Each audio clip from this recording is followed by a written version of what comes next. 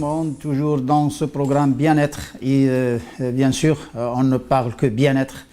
Et ce bien-être a des principes, il a aussi des bases pour que les gens vivent en paix dans ce monde, d'ailleurs devenu très pollué, très chimique, très dangereux. Et on parle, dans cet épisode, on va parler de l'alimentation des enfants, pas la nutrition, l'alimentation des enfants. Et je précise bien, parce que le mot nutrition actuellement, il est vide de sens, ça ne veut rien dire. Quelqu'un qui parle des protéines, des lipides, des glucides, des sucres, du fructose, qui mélange tout, alors qu'il n'a pas de base scientifique pour le dire, c'est-à-dire les sciences alimentaires. Il faut d'abord qu'ils aillent étudier les sciences alimentaires, la composition alimentaire, les caractéristiques des aliments, les propriétés des aliments, et puis la classification des aliments. Il y a des gens qui mélangent le sésame, le lin avec l'orge et avec le soya, avec les amandes et tout ça. Il faut que ce soit bien classifié, bien rangé, d'ailleurs tel que nous l'avons rangé sur Fake TV français.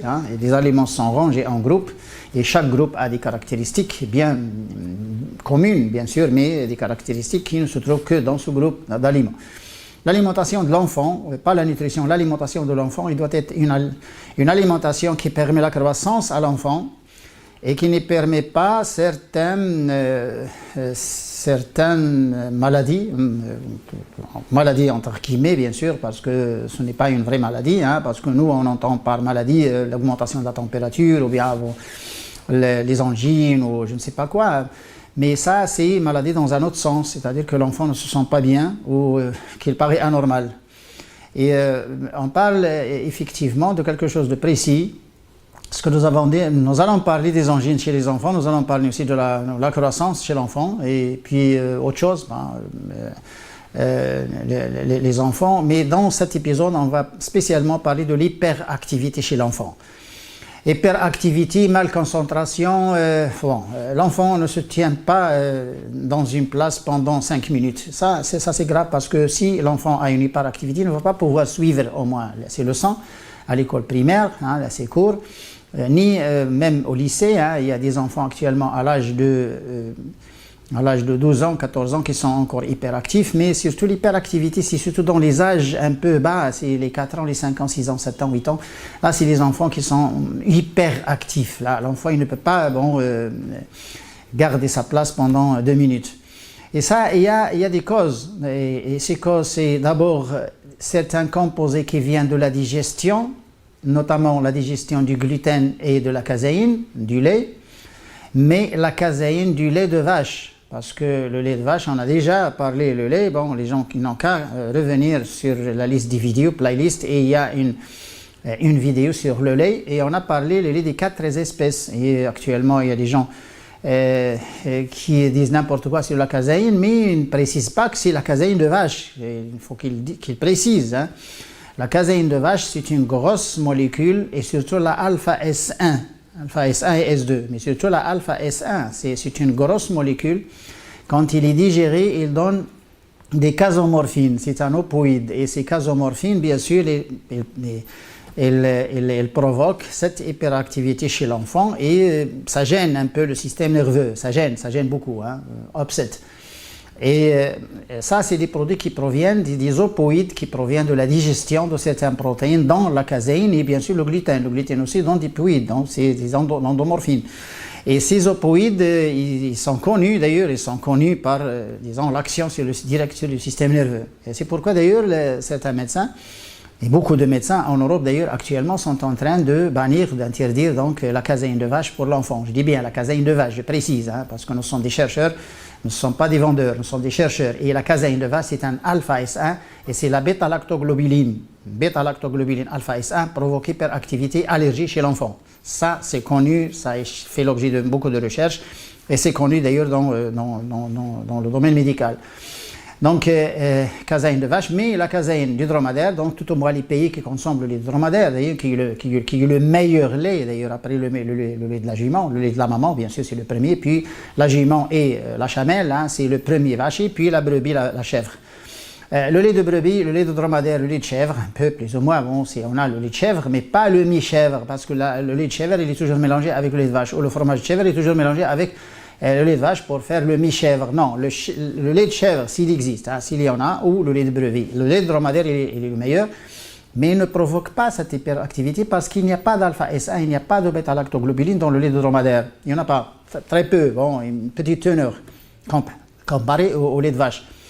Et le lait de vache avant, c'était un bon lait lorsque les vaches broutaient de l'herbe et lorsqu'il y avait le pâturage. Bon, le pastoralisme actuellement, il se sert, mais il n'y a pas de pâturage actuellement dans beaucoup de pays, surtout les pays d'Europe, il n'y a pas de pâturage, très peu. Bon, mais c'est surtout les concentrés qu'on donne à la vache actuellement. Et actuellement, on souffre de trop de méthane dans ces pays où il y a la vache. L'Allemagne, la Hollande, la Belgique, la France et tout ça, hein, c'est des pays où il y a beaucoup de vaches, il y a une bonne vache de lait, hein, c'est l'Holstein, la Montbéliard, etc.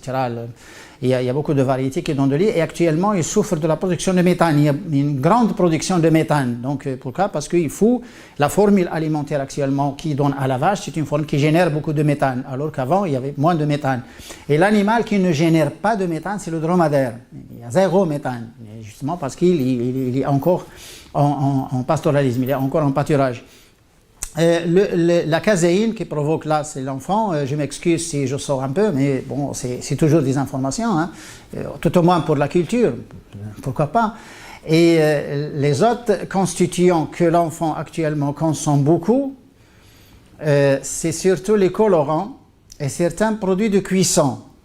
Les colorants, c'est la tartrazine, bon, qui est la plus utilisée parce qu'il a une couleur jaune et on la trouve dans les bonbons, dans la confiserie, dans beaucoup de choses, la tartrazine, même dans les produits, même dans les sirops de pharmacie. Il y a certains sirops qui sont d'ailleurs colorés par la tartrazine et même les produits alimentaires industrialisés, là où on ajoute la tartrazine. Donc la tartrazine, c'est un composé chimique, c'est un colorant qui provoque l'hyperactivité chez l'enfant et aussi l'allergie. Il provoque même la résistance à l'aspirine. Donc, et puis, l'allergie à l'aspirine, pas la résistance, c'est la résistance à l'insuline.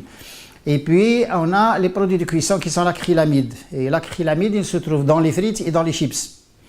Il y a certains chercheurs qui ont commencé à parler de cet acrylamide dans le pain. Non.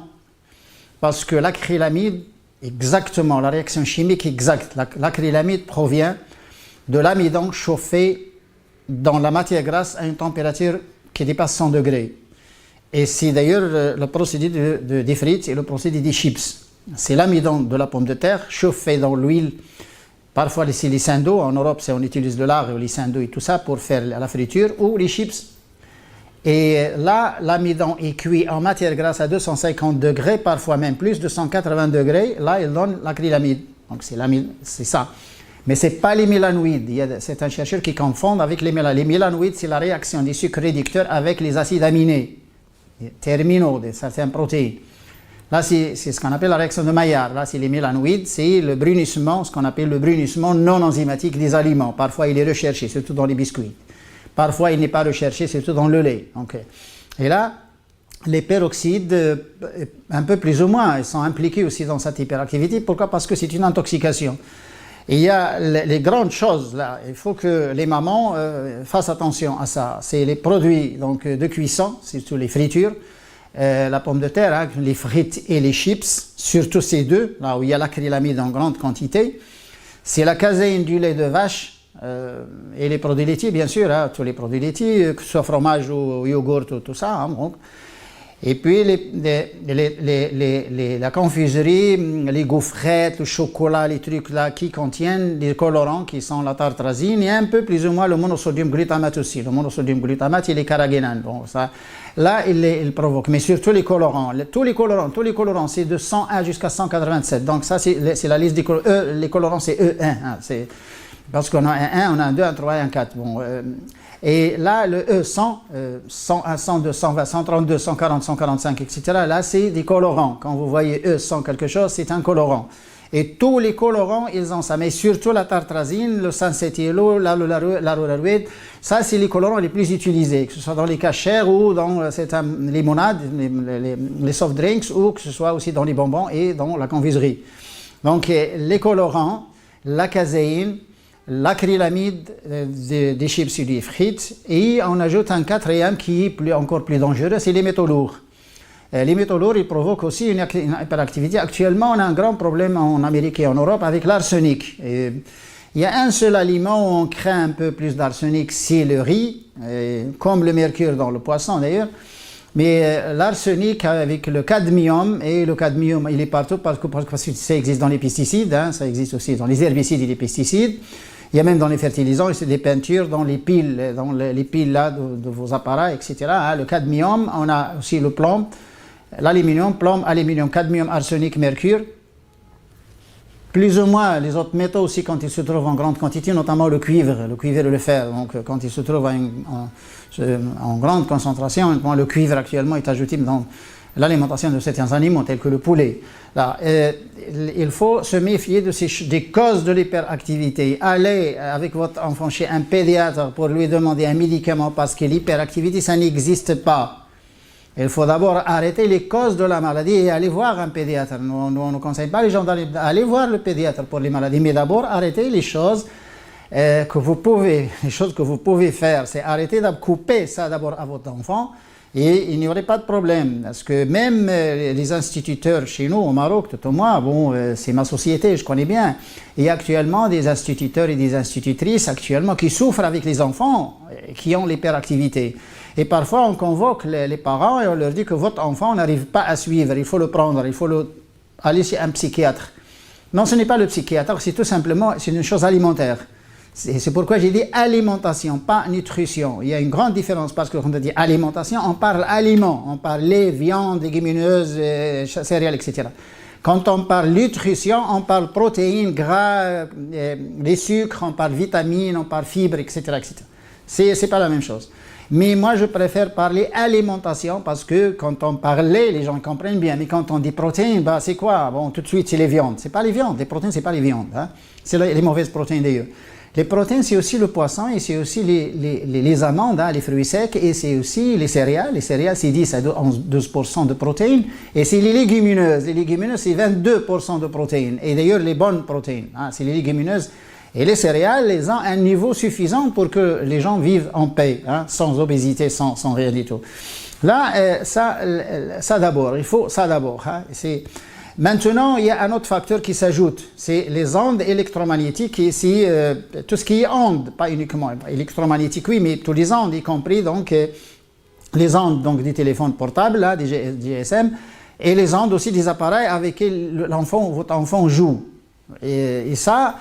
Cette allergie donc aux ondes électromagnétiques qu'on a qualifiée, bon c'est les Américains qui l'ont qualifiée d'ailleurs, c'est électromagnétique allergie. Et ça c'est connu, il y a une allergie à ces ondes électromagnétiques et parfois on a ces ondes elles provoquent une descente donc de la vitamine D. Pourquoi? Parce que le calcium il s'ionise. Quand il s'ionise, il est perdu et quand il est perdu au niveau du rein, il y a une rupture, il est perdu. Donc on a ce problème de fixation du calcium, problème de contraction. Et problème aussi sur le système, parce que sans calcium, magnésium, on n'a pas de régulation donc, de l'influx nerveux. Il n'y a pas de régulation, on a un problème. C'est soit dépression, soit... et le calcium, il joue 4 ou 5 rôles. C'est un activateur d'enzymes, c'est l'os et les dents, c'est aussi la contraction donc, des muscles, et c'est aussi l'échange au niveau des neurones. Donc, et là, il travaille avec autre chose. Il travaille avec le magnésium, il travaille aussi avec les neurotransmetteurs, avec la choline, avec la sérotonine, avec mélatonine, pas sérotonine, parce que la sérotonine est transformée en mélatonine.